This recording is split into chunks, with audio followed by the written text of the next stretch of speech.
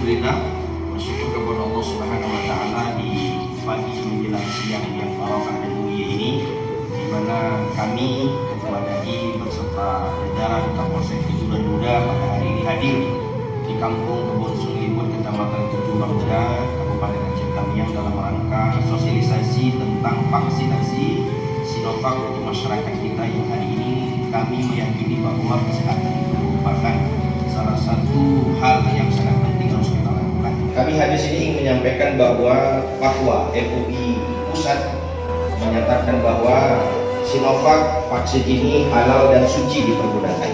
Kemudian MPU Aceh sesuai dengan tausiah mengeluarkan fatwa MUI nomor 2 katakan bahwa Sinovac juga ini harus disosialisasikan ke masyarakat kita karena memang dalam kondisi di mana kita sedang mengalami wabah.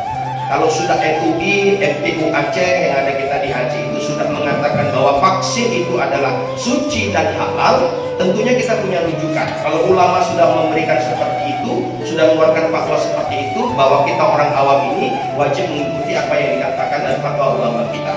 Ini saja barangkali yang dapat kami sampaikan. Mudah-mudahan mendapatkan keberkahan dari Allah Subhanahu wa taala. Assalamualaikum warahmatullahi wabarakatuh. Waalaikumsalam.